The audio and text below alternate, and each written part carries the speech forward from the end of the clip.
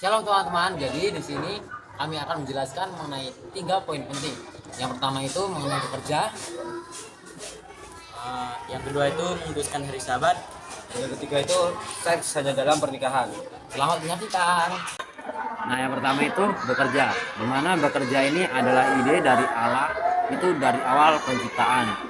Lalu di Alkitab juga mengungkapkan bahwa Tuhan itu sebagai pekerja yang tidak henti-hentinya. Kita bisa lihat di dalam Kejadian 2 ayat 2.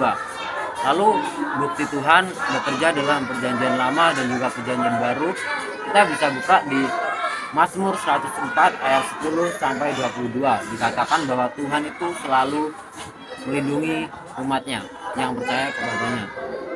Nah, Tuhan juga seorang tukang kayu di usianya yang ke-30. Kita bisa lihat bukti-buktinya itu di Markus 6 ayat 3. Nah, kita itu bekerja itu alasannya itu karena kita itu diciptakan itu segambar dan serupa dengan Tuhan, dimana Tuhan itu adalah bekerja keras. Begitu juga dengan kita harus bekerja keras seperti Tuhan. Nah, bekerja juga di Taman Eden.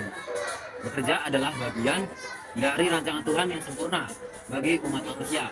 Nah, bekerja itu juga adalah suatu berkat dari Allah dan kuasa atas ciptaan lainnya.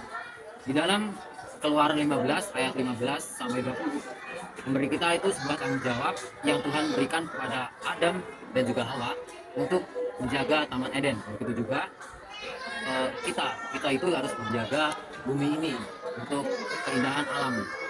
Lalu alasan kita untuk bekerja itu kita bisa lihat di dalam Kejadian 1 ayat 28 dikatakan bahwa perintah Tuhan itu kita itu harus berkuasa atas ciptaan lainnya seperti ikan-ikan di laut dan juga burung-burung di udara. Lalu kita juga bisa lihat di dalam 2 Tesalonika 3 ayat 10 sampai ke 13, Paulus menasihati orang yang percaya itu untuk bekerja dan tidak menganggur. Karena jika kita tidak bekerja, itu sama aja kita tidak makan.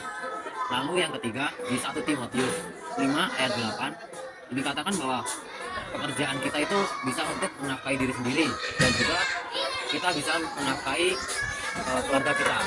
Dan yang keempat, di dalam Kolose 3 ayat 22 sampai 24, bekerja itu adalah untuk menyenangkan hati Tuhan gitu. Dimana kita itu sebagai umat Allah, sebagai anak Allah itu harus bekerja, karena bagaimanapun Tuhan itu juga bekerja sebagai tukang kayu. Dan selanjutnya itu yang kelima itu di dalam Titus 3 ayat 14 dan Efesus 4 ayat 28. Bekerja itu untuk membantu orang lain yang membutuhkan. Nah, jadi kita itu harus bekerja. Lalu jika ada orang lain yang membutuhkan kita itu harus menolongnya. Sebab Tuhan mengajarkan kita itu untuk saling tolong menolong. Nah, jadi bekerja itu adalah berkat dan hak istimewa untuk umat Tuhan seperti kita, di saya dan juga saudara. Jadi hak istimewa itu karena kita itu adalah dimana kita itu sudah meneladani sikap Tuhan sebagai seorang yang memanut kepada tindakan Tuhan. Jadi kita sebagai anak-anak Tuhan haruslah kita itu meneladani sikap-sikap Tuhan. Jadi kita tidak boleh malas bekerja dan juga kita harus saling tolong menolong. Itu seks hanya dalam pernikahan. Nah, berikut adalah rencana Tuhan untuk seks. Yang pertama itu Kejadian 2 ayat 24 sampai 25. Nah, Tuhan itu ingin menjadikan kita satu daging dengan pasangan kita. Yang kedua itu Kejadian 1 ayat 27. Manusia itu diciptakan digambar dan serupa dengan Allah. Sebagai suami istri, kita itu harus bisa mencerminkan Allah sebagai Tritunggal. Yang ketiga itu Ibrani 13 ayat 4. Kita itu harus memegang pernikahan sebagai sesuatu yang berharga. Tuhan akan menghakimi orang yang tidak bermoral dan Tuhan juga sudah menetapkan batas-batas dalam pernikahan. Yang keempat itu Keluaran 20 ayat 14. Tuhan juga melarang kita untuk berzina seperti hukum Taurat yang ke-7 yaitu melarang perzinahan.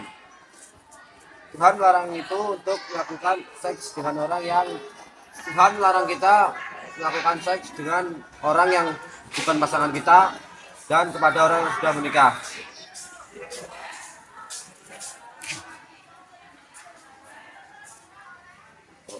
Matius 22 ayat 27 sampai 39. Jika kita benar-benar mencintai Tuhan dan pasangan kita tidak akan melanggar perintahnya. Matius 5 ayat 27 sampai 30, yaitu kemurnian seksual. Kemurnian itu sama dengan bersih, tidak tercemar dan tidak ternoda.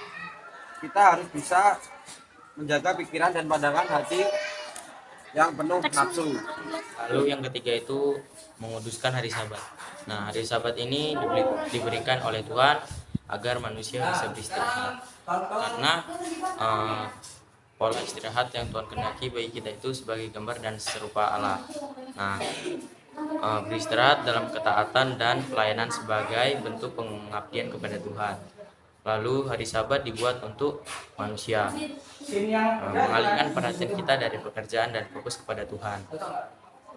Lalu hal yang Tuhan inginkan dari hari Sabat itu, yang pertama itu istirahat dari pekerjaan, yang kedua merenungkan siapa Tuhan dan seperti apa Dia, kita memikirkan bagaimana hidup menyenangkannya.